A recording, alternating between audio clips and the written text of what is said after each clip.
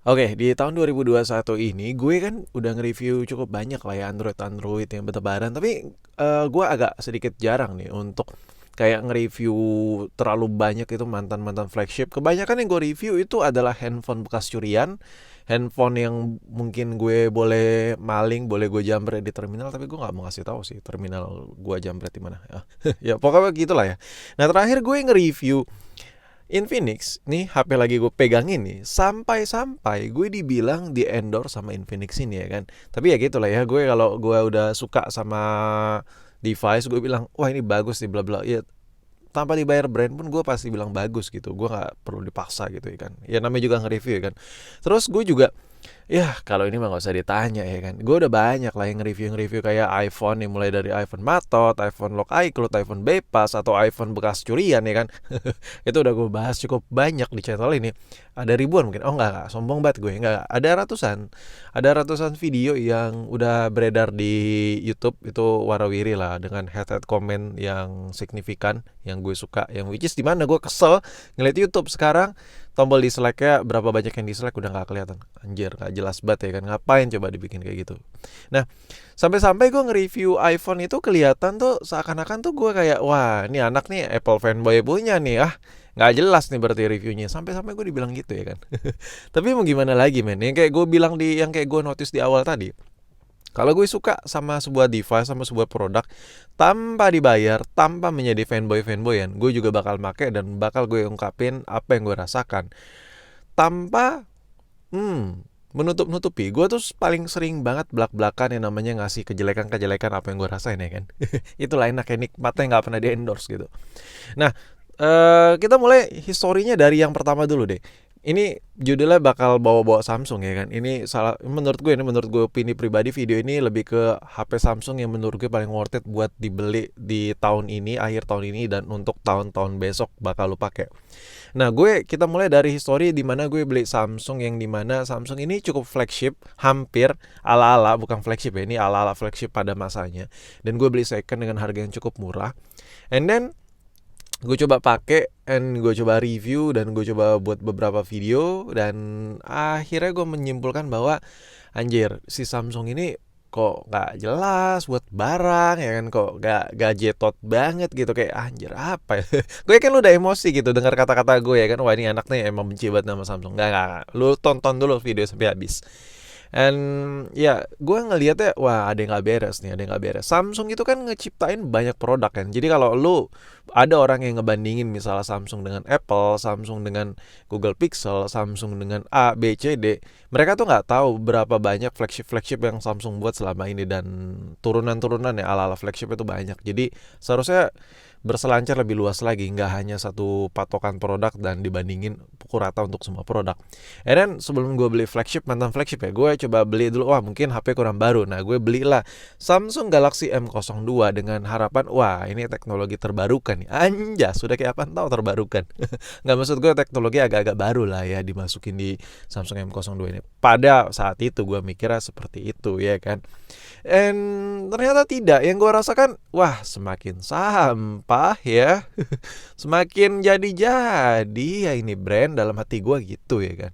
Sorry kalau gue terlalu ceplos-ceplos ya. Ya maklum lah ya. Dan gue ngerasa wah gila sih, wajar sih banyak brand yang nyalip Samsung. Kayak contohnya Xiaomi, kayak contohnya menurut gue secara personal, secara pribadi, dan terserah kalau lu gak setuju sama gue.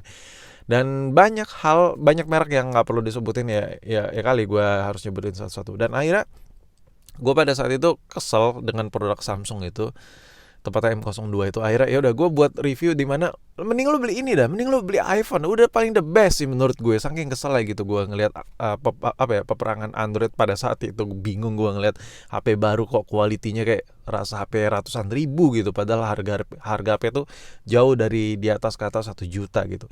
Dan gue akhirnya pilih ya udah mending lu beli iPhone ini bla bla bla bla bla. Dan iya, terlihatlah gue memang wah ini munculkan taring bahwa gue tuh Apple fanboy sejati ya kan pada saat itu. Dan Sini berjalannya waktu, wah nggak beres juga nih kayak gue masih kurang, gue nih men, gue kalau nge-review itu, kalau gue udah ngejelek-jelekin, gue sebisa mungkin harus cari nilai positif dari sebuah brand, sebuah merek yang lagi gue review. Sebanyak banyaknya kejelekan yang gue kasih tahu, harus sebanyak banyaknya, bahkan kalau bisa lebih banyak kebagusan, kebaikan-kebaikan yang ada di sebuah produk, keunggulan-unggulan yang ada di produk itu harus gue kumpas tuntas gitu. Jadi gue ngerasa wah gue masih belum fair nih terhadap Samsung nih. Akhirnya ya udah, ya you know lah, gue kayak ya karena gue juga punya toko khusus jual iPhone, jadi gue pada saat itu cukup cukup ya banyak juga konten mengenai iPhone pada saat itu gue upload ya kan, cuan-cuan klub ya kan. Kalau gue tuh nge-review itu pertama berdasarkan apa yang gue rasain. Kalau gue lagi banyak upload misalnya iPhone, ya tandanya gue nyambi bikin konten sambil buat promo. Anjir jujur banget ya kan.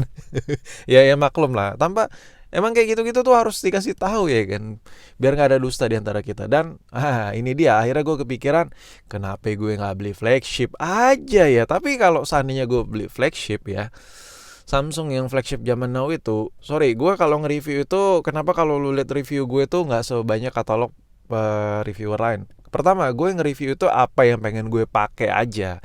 Jadi gue nge-YouTube ini nyambi aja cu, nggak fokus banget gitu. Tapi gue bisa upload hampir tiap hari kan. Iya gitu lah, memanfaatkan waktu sesignifikan mungkin ya kan. Anjir. Nah, akhirnya gue carilah flagship. Wah, nemu nih Samsung Galaxy S9 ya kan, S9. Ini harganya gue dapat di bawah 2 juta. And then wah gila, gue suka banget sama warnanya. Ya kan, di samping gue suka pakai janda, enggak, sorry. Maksud gue di samping gue suka warna janda ungu ini, gue ngerasa ini adalah sebuah warna pertama kali gue bener-bener suka warna di HP Android itu ada di Samsung. Dan pertama kali gue ngerasa I'm really feeling love ya kan. Gue ngerasa tuh suka banget sama layar HP itu, salah satunya di Samsung Galaxy S9 yang satu ini. Jadi menurut gue secara personal, kalau lu nyari sebuah handphone yang dimana lu pengen ngerasanya masih berasa flagship banget, buat dipakai 2 tahun mendatang, 3 tahun kalau lu sabar-sabar masih bisa lah dipakai, ya 4 tahun, kalau 5 tahun sih kebangetan sih, tapi masih bisa juga lah. Tapi kayak ya udah pasti ada tipis-tipis yang lu ganti sini. Common parts-nya kan, beberapa parts yang harus di replace karena masa pakai.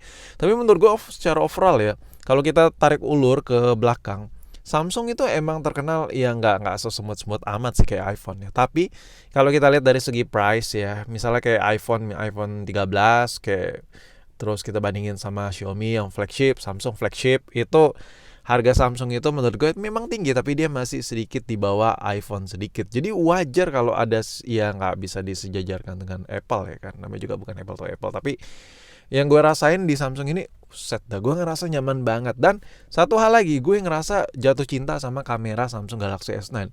Ini adalah momen di mana gue tuh jarang banget suka sama kamera di HP Android. Apalagi Samsung, gue sebelumnya kayak wah gedek banget gitu, kenapa sih Samsung ngebuat HP tuh kenapa harus gini gitu. Dan ternyata setelah gue pakai secara halus, gue harus lebih mendalami gitu. Anjir, ternyata Samsung ini gila. Jadi nggak ada salah, nggak ada obat. Kalau lu pengen ngerasain flagship yang sesungguhnya dengan harga murah, ya jatuh udah mantan flagship. Ini adalah salah satu pilihan menurut gue paling worth it buat lu beli buat tahun ini, akhir tahun ini, atau lu pakai ya mungkin masih bisa lah sampai 5 tahun, tapi ya gue yakin udah ya emosi lu udah kebakar kali. Tapi masih wah gila sih, kayak kehabisan kata-kata gue sama mantan flagship yang satu ini.